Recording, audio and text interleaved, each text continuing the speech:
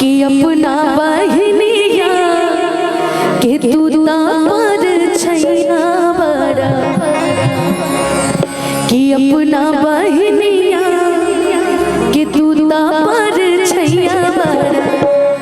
कि तहरा ला कुछ हो जाए हमर भैया बड़ा तहरा ला कुछ हो जाए हमर भैया बड़ा हम हाय रखिया के डोर तू कलैया बारा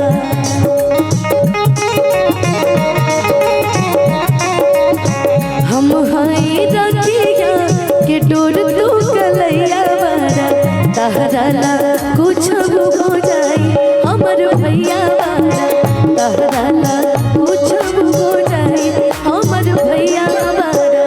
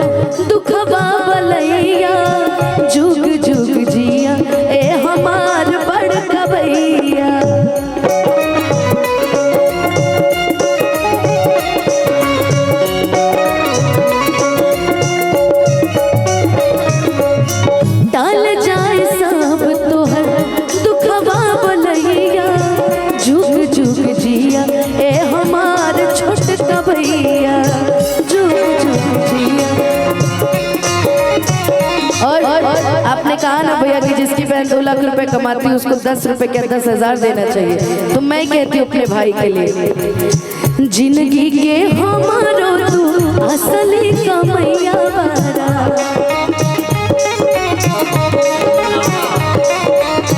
जिंदगी के हमारो तू असली कमैया बारा तहरा ला कुछ हो जाए हमर भैया बारा तहरा ला कुछ हो जाए हमर भैया बारा। ये सुनील यादव जी बनौरा की तरफ से भाई हैं, बड़ी दूर से आए हैं। ले लीजिए, खींच लीजिए।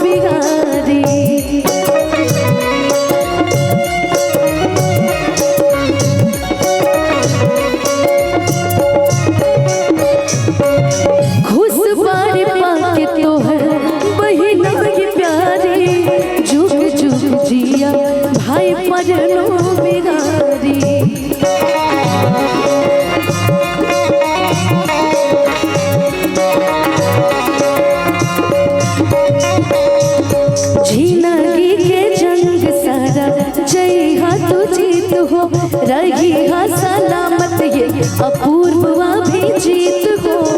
प्यार से लड़े वाला हमरो लड़ैया बारा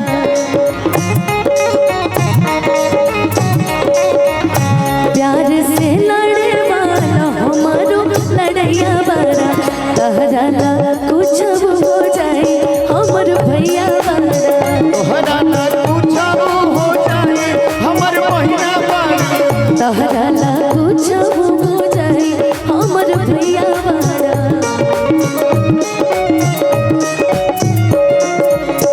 हम हाय रखिया के डोर तू कलैया बारा हम हाय रखिया के डोर तू कलैया बारा तहरा ला कुछ हो जाए हमर भैया बारा तहरा ला कुछ हो जाए हमर भैया बारा तहरा ला कुछ हो जाए हमर भैया बारा तहरा ला कुछ हो जाए हमर भैया बारा तहरा ला कुछ हो हो जाए। हमर भैया बाड़ा। बहुत बहुत धन्यवाद।